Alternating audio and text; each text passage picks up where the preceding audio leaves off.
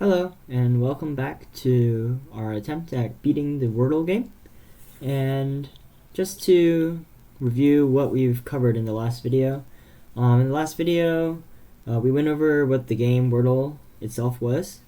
It was basically you have to guess a 5-letter word, and you got 6 tries to do it. And there's some special rules involved, but we'll cover those again later in this video because we're going to need them for our Wordle system.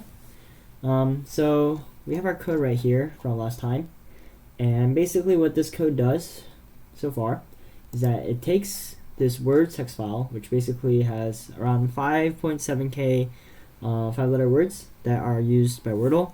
Wordle actually only uses around 2,500 of them, but those are included inside of these 5,700 words. So we've definitely covered everything. And yeah, so our program so far goes through these words, and it takes some statistics by basically counting the occurrences of character position combination. So here you can see the letter A occurring in the first position of a 5-letter word occurs 296 times in this word bank, and etc. etc. And those are our statistics. And we can use these statistics to assign each word a word strength.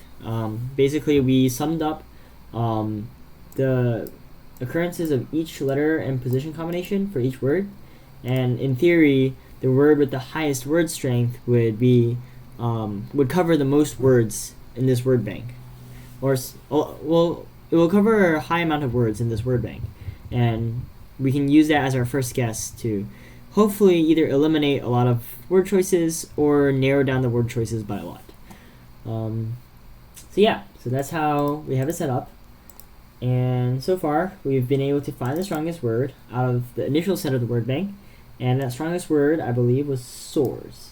We have our command line here. Let's see.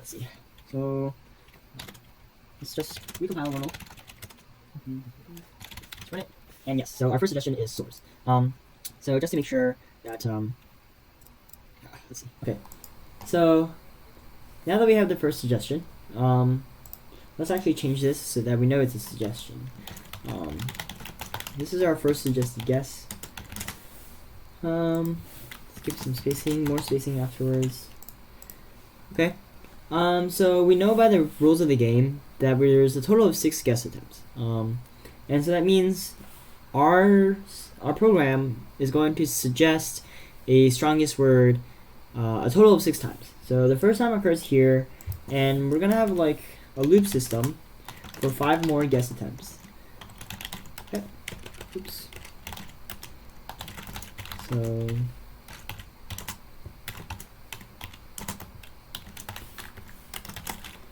So here's our loop.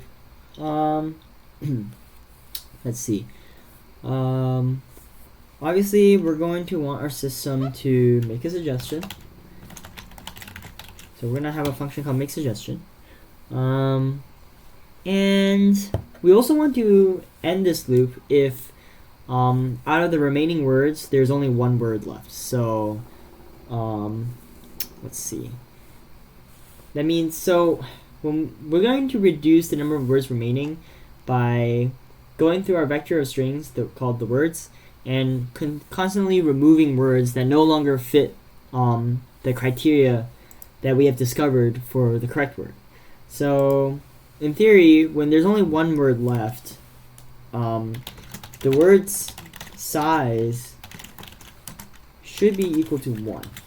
And when this occurs, we're just going to break out of the loop and end the program.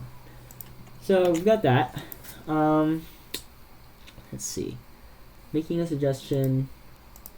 Yes. Before we make a suggestion, obviously between each suggestion, we ourselves as a user have to go to the Wordle game and input our guess to see what Wordle says about our results. Right. So if we go to the Wordle website itself, you can see that there are suggestion boxes, right? And obviously our first guess is soars, and when we input this guess, we get feedback. And obviously here we're really unlucky and none of these words, none of these letters are in the target word presented by today's Wordle. So let's go back to our program. Oops. I'm gonna go back to our program, and we're going to take a look, and we're gonna create a feedback system so that we can return the information back to the program about what Wordle said about our input. So let's create a function called guess feedback. So it's the feedback from our guess. Let's see. Let's do guess feedback first. That way we can test it out. So our first guess feedback, we're going to ask for user input regarding the result, and obviously we need to output instructions to the command line. So we're going to set it up such that we take this result and we're going to put it back into the command line, and we need some way of indicating whether a square is gray or yellow or green or something like that.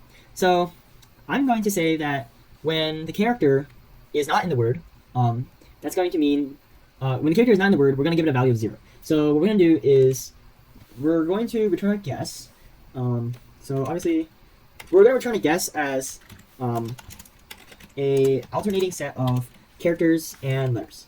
So let's see, alternating set of characters and letters. So let's see, an example would be, let's see, S. So we have swords, right? For each letter we can assign a number. So an example would be something like 1, 2, 0, 0, 1.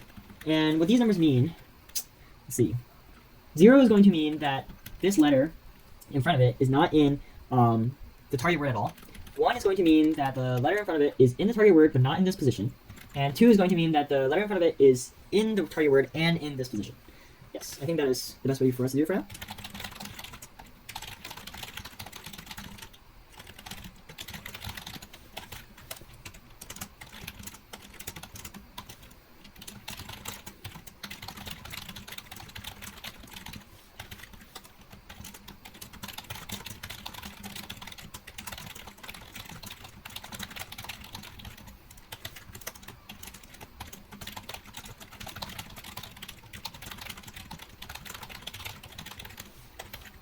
Okay, so we've set up our output to the command line for the instructions, and it basically says that 0 means the character's not in the word, 1 means the character's in the word but not in the right position, and 2 means the character's in the word in the right position. So now we're going to have to take the information from the command line. So we're going to take the user input, and we're going to readjust the words vector. So we're going to want to narrow down the amount of words that could be the possible target word. So taking input, we've got our character, we've got the value. Let's see. Obviously, there are 5 characters, and we're going to take them in. And let's see. We're going to want their position, or the character position in the statistics array. Let's see. Let's think about this. Actually, maybe not. Well, we definitely want a switch statement that handles the value, and based off of each different value that we have, we want to do something different. Okay. We need our default statement. Okay. Let's see. So, the value of 0 means character's not in the word at all. Okay, so what we're going to do is, if we get a value of 0, we're going to iterate through the words vector, and we're going to check if a word contains this letter. If it contains this letter, we're going to delete it from the words vector. So we're going to need a function that checks if a given word, has this given character. Yes, a function like this. Okay, and if it does, we're going to erase it from the words. And obviously, we're going to have to readjust the index to make sure that our pointer is not in the wrong position. So, like that. Okay. So that's for case 0. For case 1, so that means the character is in the word, but not in the right position. So, in that case, once again, we're going to iterate through And let's see, if, let's see, when I want to use a contains function again, and let's see, actually, well, let's do not contains first. So if it doesn't contain, if this comes back as false, which means this letter is not in the word, then we're going to want to erase the word from the words. But also, we want to make sure that the word also has it in the position. So let's see, if it's a value of 1, it means the character in the word is not in the right position, which means that if I find a word with this character in this position, then it can't be one of the, it can't be the solution, or it can't be in the solution set. So we're looking for the words, character, and we want it to be in, looking for it occurring in position I, and I is from the position of the character in the original word. Okay, so since we're going to have an I index from 0 to 4, and these are unconditional, meaning that they could be in any position, then we're going to assign these a value of -1 as an input to this contains function. And that way, if the contains function receives a -1, it will look for this character in any position in the word, while if it receives a non-1 number from 0 to 4, then it will go straight to that index position and check if the character is there. Okay, so we have that now. And then for case 2, well, we're going to go through the words, and we're going to, oops, once again, we're going to check if it contains. So we want to make sure all the remaining words in the target set, all the remaining words in the set have this character in position I, because that's what it must be, right? 2 means the character is in the word and in the right position. So if I find any word where it's not in this position, so we check this position, right, and it's going to return false, so it's not in that position, then we want to erase the word. Okay. Okay, I realize now that since we're all just looping through the vector, and we're all basically doing the same thing here, we really only need, let's see, we really only need to run through the vector of words once for each character. So we can stick this switch statement inside of the for loop. So if we try this again, we have our iteration through the words vector, and we're gonna put the switch statement inside of there. So okay, go to switch statement, case 0, case 0, we want to check, let's see, check if contains the words, okay, see, -1. Then we want to do this delete, but since we're all doing the same delete, let's try to do this delete outside. So if some sort of boolean here, this is true, then we're gonna do the erase. That's the index. So that's only if we have that. And we want this boolean, let's see, we want this boolean every time to be equal to this, right? So have a boolean outside. So we're gonna call it do delete, and it's gonna be equal to false. True, no, we need to do it inside. We can do it inside. That way we make sure that it's false every time we start, and so it's just going to be equal to that, because this is going to return over. Okay, do that. Case 1 was not contains 4 contains, and case 2 not contains. Alright, that looks good. Oh, I need my break statements. Oops. And we need our default. It shouldn't ever come here unless we give it invalid input. But we'll just put like something went wrong in here. Hopefully nothing goes wrong. We'll just leave it like this. And yeah, and then in here we replace this with a boolean. And that's it. So we can get rid of this switch statement now. Go switch there. Yep, so for loop. And let's see.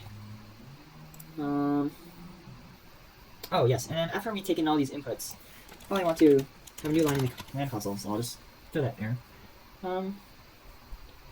Okay. And then, obviously this is, after all of this is done, the words vector is going to be reduced. And it's going to be reduced to all the remaining possible set of words. So, I want to output that as a text file so I can see it. So, let's just do, this. Let's just create a output file.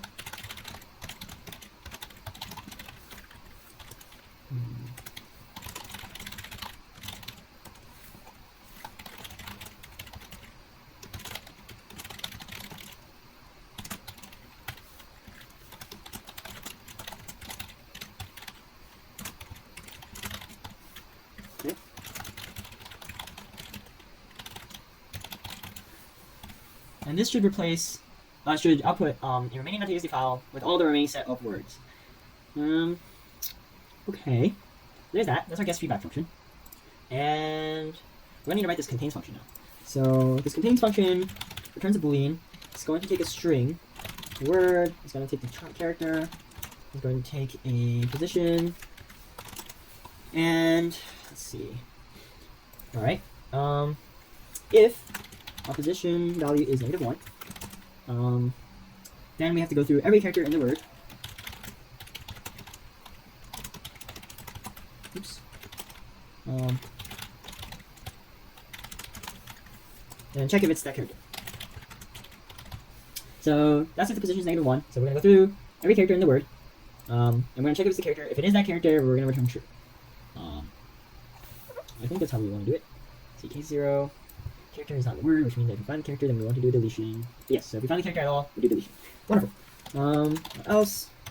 So this, our else statement would mean that we have a value in the position that's not -1, and that means we want to jump straight to that position and check if it's equal to the character. And if it is, we're going to return true. And obviously, none of this works out. We're going to return false. Okay, so that should be the simple contains function. Okay, guess feedback contains. Alright, now all this stuff is the make suggestion function. Let's go back up to the top and make sure we have our guess feedback function and our contains. It doesn't really need to be here, but what else? Maybe this will be useful in the future. So I'm gonna hold on to this. Word, C, position. Okay. Alright, let's save that. Okay, so now you want to look at a make suggestion function. So, our make suggestion function, line it to the top. Where's our make suggestion? Okay, here it is. And how this is going to work is after we provided feedback, right? The feedback basically reduces the number of words in the words list vector, and we're going to want to do what we did earlier with the find strongest word. So basically, we had to take the statistics, we had to reset the counts, take all the statistics again, and then find the strongest word in that order. So we've got to clear the counts. We have to retake the statistics. Let's see, that means we have to go through the words vector.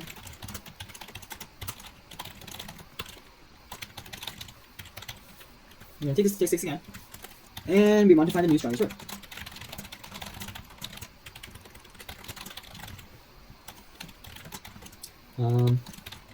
Guess.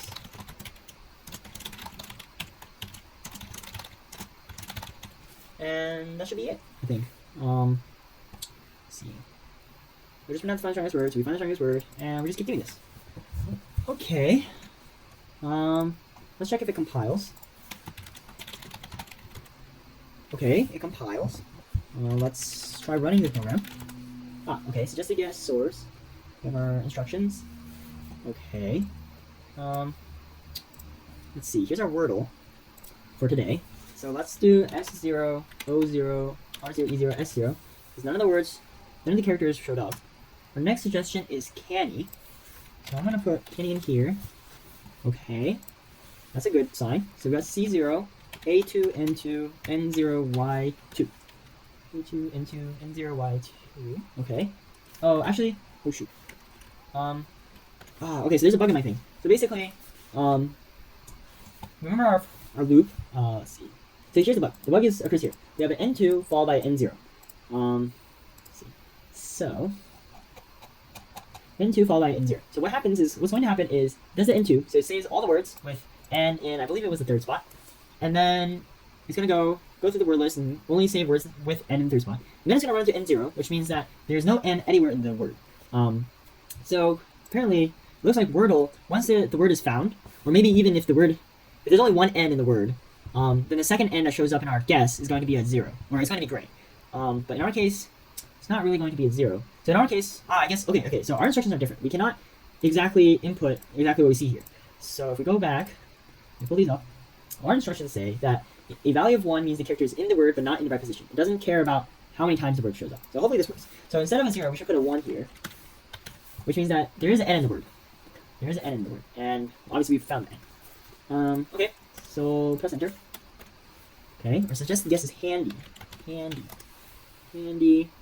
Okay, so handy is not right. So H0, A2, N2, D0, Y2. Next suggested guess is manly. Uh-oh. N0, A2, N2, L0, Y2. And the last guess is tangy. Oh, wow, okay. Well, we've got it. That was pretty close. It says here that there are definitely more than, so there's definitely more than one suggested, there's definitely more than one remaining word left. Alright, so I'm going to quit the program here, and we're going to go take a look at what remaining words there are. Oops. Close this. Let's see, remaining .txt. Tangy and panty. Okay, so if the word ended up being panty, let's see, where's the Wordle? The word ended up being panty, then our tangy would have ended up with a yellow, green, gray, green, and then our next guess would have been panty. Wow, that's cutting it really close. But yeah, well, it looks like our program works. Let's see, maybe we should try it out for some other words. So, if you recall from our first video, our first word was, I believe it was favor. Yes. So we're going to try out our program on the word favor and see how it does. So we're going to run the program to our source. So with source, oh shit. With source, S, is there S in favor? No. Is there O in favor? Yes, but not in this position. Is there R in favor? Yes, but not in this position. Is there E in favor? No. Is there S in favor? No. So that would be our first input if we were guessing for favor. Then it tells us to guess croon. There's no C. The R is not in this position. The O is in the middle. There's an O in the word, but not in this position. And there's no N. T-R. Ah, shoot. I messed up. The O is in this position. Let's try this again. Okay. Clear. Okay. Go again. So it was S0, O1, R1, E0, 0. And then croon was C0, R1, O1, O2, and 0. Because the O is in the fourth is the fourth letter? Yes. Favor, F-A-V-O, yes. Now O, there's at least one O in the word. Okay. Next guess is vapor. Oh, okay. So there's a V. There is an A, and it is in this position. There's no P. There is an O, and it is in this position. And there's an R, and it's also in that position. And the next guess is favor. Wow, okay, so let's see, how many guesses is that? 1, 2, 3, 4. So we got it in 4 tries, which is also pretty good. So yeah, it looks like our program is working properly. That being said, we did cut it quite close on today's Wordle, which is not reassuring. That's for sure. So I guess next time what we're going to try to do is we probably want to run the program on every word in our word bank and see if there is any word that will take more than 6 tries to get it, or like take a 7th try, or need a 7th try. Because if there is a word that needs a 7th try, then we're definitely in trouble, because we wouldn't be able to guess it. Obviously, if we don't get a 7th time. Yeah, so next time when we come back, we'll go through all the words in the word bank, we'll write a program to do that, and we'll work to check to make sure that we can guess everything in 6 tries. 6 tries or less. Alright, see you next time.